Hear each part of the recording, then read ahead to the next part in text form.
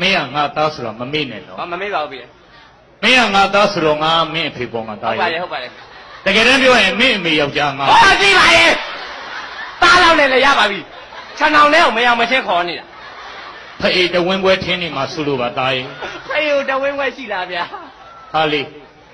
တောက်ဖေးသိတတိရတယ်သားရဲ့အခုတော့ဖေးရဲ့ကြမ်းမာကြီးလုံးဝအခြေအနေမကောင်းဖေးရဲ့မျက်လုံးတွေလုံးဝမကောင်းတော့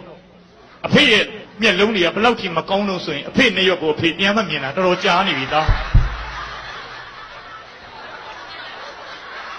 ဟဲ့ဘသူကကိုနဲ့ရွက်ကိုပြန်မြင်လို့လဲဘယ်လိုယောဂမျိုးလဲ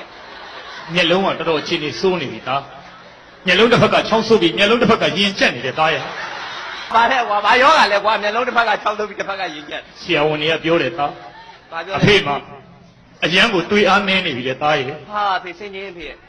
အဖေအရက်ဆိုင်ရပြန်လာရင်မူးနေတယ်သားသားဆိုအံပတ်ပါဆိုတယ်ဖေဟာအဲ့ဒါအရက်မူးတာဘယ်နဲ့တွေးအားနေတာတော့သားရဲ့ဆရာဝန်တွေစစ်စစ်ကြည့်တာအဖေရဲ့ခြေတစ်လုံးနဲ့မှဥရမရှိတော့ဘူးတဲ့သားရဲ့ဝမ်းနေလိုက်တာဖေဘသူခြေတစ်လုံးနဲ့မှဥရရှိလို့လဲလို့ဘယ်လိုယောဂမျိုးအဲ့တော့အဖေရှိတဲ့မြို့ချက်ချင်းပြန်လာခဲ့ပါမင်းရဲ့အဖေအဲ့တော့အမြန်လာမှရမှာပေါ့စာကကြံသေးတယ်ဒါပဲဟောတောက်ရဲမှာပါလားဒါပဲလေးတစ်လုံးနဲ့ဒါပဲလေးတစ်လုံးနဲ့မြန်စာကကြံသေးတယ်တဲ့